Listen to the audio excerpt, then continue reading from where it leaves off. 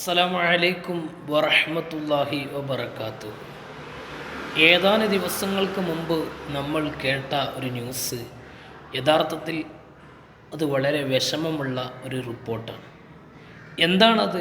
Khader commission report മന്ത്രിസഭ അംഗീകരിക്കുകയും വിദ്യാഭ്യാസ മന്ത്രി അത് കാര്യങ്ങൾ പ്രഖ്യാപിക്കുകയും ചെയ്തു. അതിൽ അപകടകരമായ പല റിപ്പോർട്ടുകളും ഉണ്ട് എന്നുള്ളത് വസ്തുതയാണ്. ഒരുപാട് ഫലപ്രദമായതും അതിലുണ്ട് എന്നുള്ളത് സത്യമാണ്. എന്നാൽ മദ്രസയെ ബാധിക്കുന്ന ഒരു പ്രധാനപ്പെട്ട ഒരു വിഷയം അതിലുണ്ട്. എന്താണത്? സ്കൂളിൻ്റെ ടൈം മാറ്റം, സമയം മാറ്റം.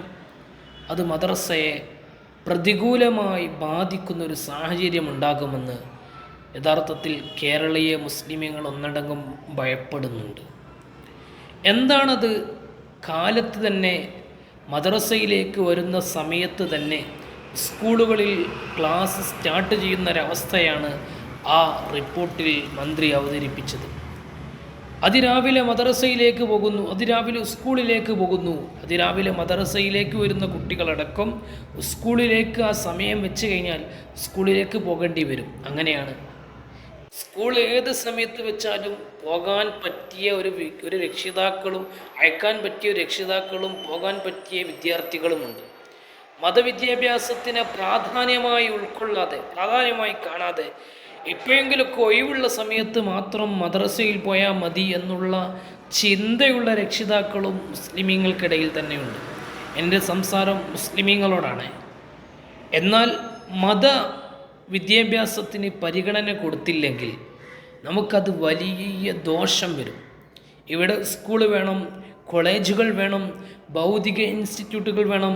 അതിലെല്ലാം നമ്മുടെ മക്കൾ അവരുടേതായ ഒപ്പുകൾ ചാർത്തിവെച്ച് ഏറ്റവും മുൻപന്തിയിലെത്തുകയും വേണം. അതിനൊന്നും നമ്മുടെ മദ്രസ പഠനമോ നമ്മുടെ ഇസ്ലാമതമോ മറ്റു സംഘടനകളോ ഒന്നും ഇതിരല്ല.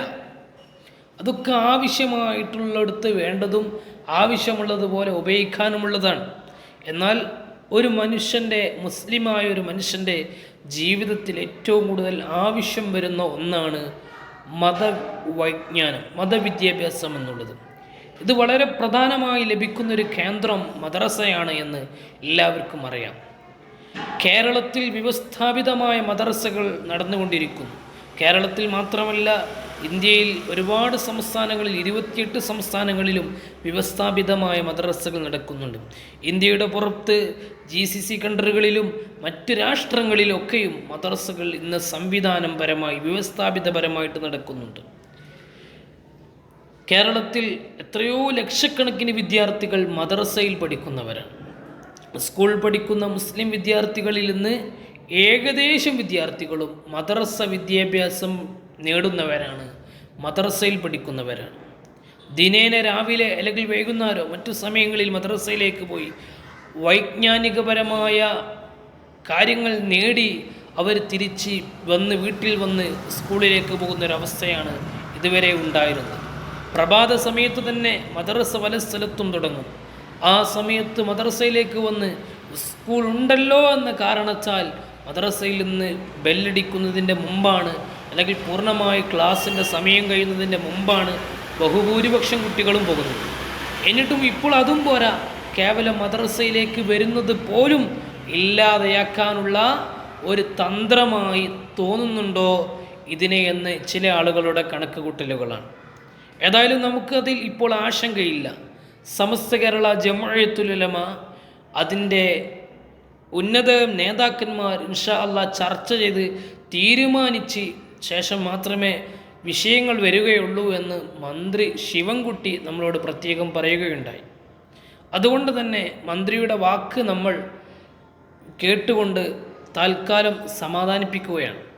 ഞാൻ പറഞ്ഞു വരുന്ന വിഷയം, നമ്മുടെ മക്കളെ നാളെയുടെ ഭാവിയുടെ വാഗ്ദാനങ്ങളായ നമ്മുടെ മക്കളെ അവർക്ക് വേണ്ട ധാർമ്മിക വിദ്യാഭ്യാസം, ഫിസിക്കൽ എഡ്യൂക്കേഷണൽ, അതുപോലെ തന്നെ സ്പിരിച്വൽ വിദ്യാഭ്യാസവും മോറൽ എഡ്യൂക്കേഷനൊക്കെ നൽകേണ്ടത് നമ്മുടെ ബാധ്യതയാണ്. നമ്മുടെ മക്കൾ നശിച്ചു പോകാതിരിക്കാൻ വേണ്ടി മദ്രസ സംവിധാനത്തോടുകൂടെ നമ്മുടെ മക്കളെ ചേർത്ത് പിടിച്ച് മദ്രസ കഴിഞ്ഞിട്ട് സ്കൂളിലേക്ക് പോകുന്ന, മദ്രസയിൽ കൃത്യമായി 1-1.5 മണിക്കൂറോ കൃത്യമായി ദിനേന പഠിച്ച് സ്കൂളിലേക്ക് പോകുന്ന ഒരവസ്ഥയുള്ള സ്കൂളിലേക്ക് ചേർത്താൻ രക്ഷിതാക്കൾ തയ്യാറായാൽ ഈ വിധ പ്രശ്നങ്ങളൊന്നും ഉണ്ടാവില്ല. സ്കൂളുകളിൽ നിന്ന് എന്ത് പറയുമ്പോഴേക്ക് രക്ഷിതാക്കൾ സിന്ദാബാദ് വിളിക്കുമ്പോഴാണ് ഇത്തരത്തിലുള്ള പ്രശ്നങ്ങളൊക്കെ സംജാതമായി കൊണ്ടിരിക്കുന്നത്. പ്രിയപ്പെട്ട രക്ഷിതാക്കളെ, ധാർമ്മിക വിദ്യാഭ്യാസത്തിന് പ്രാധാന്യത്തോടു കൂടി കണ്ടില്ലെങ്കിൽ നമ്മുടെ മക്കൾ നമുക്കെതിരെയാകും. ദുനിയാവിൽ മാത്രമല്ല ആഖിറത്തിലും എതിരാകും. ദുനിയാവിൽ എതിരാകുന്ന ഒരവസ്ഥകൾ ഭൗതികപരമായി ഒരുപാട് കണ്ടതാണ്. ബാപ്പയെയും അതുപോലെ ഉമ്മയെയും മറ്റു ബഹുമാനിക്കപ്പെടേണ്ടവരെയും അനാദരവ് പ്രകടിപ്പിക്കുന്ന ഒരുപാട് വിദ്യാഭ്യാസ യോഗ്യരായ ആളുകളെ ഇന്ന് നമ്മൾ കണ്ടുകൊണ്ടിരിക്കുന്നുണ്ട്. എന്താണ് അവർക്ക് പറ്റിയത്? ധാർമ്മിക മൂല്യം ഇല്ലാതെയായിപ്പോയി, ധാർമ്മിക വിദ്യാഭ്യാസം ഇല്ലാതെയായിപ്പോയി. അതാണ് ഏറ്റവും വലിയ അപകടം. ധാർമ്മികതയുണ്ടായി അവർ എന്ത് പഠിച്ചാലും ഒരു പ്രശ്നവുമില്ല. പ്രിയപ്പെട്ട വിശ്വാസികളെ, നിങ്ങളുടെ മക്കളെ, നമ്മുടെ മക്കളെ നാളെയുടെ ഭാവിയുടെ വാഗ്ദാനങ്ങളാണ്. അവർക്ക് വേണ്ട അറിവ് നൽകേണ്ടത് നമ്മുടെ ബാധ്യതയാണ്. അതിനുവേണ്ടി നമ്മുടെ മദ്രസകളിലേക്ക് കുട്ടികളെ പറഞ്ഞയച്ച് അവർക്ക് മദ്രസകളിൽ നിന്ന് ഇൽമു നുകരാനുള്ള ഒരവസരം കൊടുത്ത് അതിനെല്ലാ രക്ഷിതാക്കളും പരിപൂർണ സപ്പോർട്ടോടുകൂടെ, പരിപൂർണ ആവേശത്തോടുകൂടെ കുട്ടികളെ മദ്രസ വിദ്യാഭ്യാസം പരിഗണിക്കേണ്ടതുണ്ട് എന്ന് ഓർമ്മപ്പെടുത്തുകയാണ്. അസ്സലാമു അലൈക്കും വറഹ്മത്തുള്ളാഹി വബറകാതുഹു.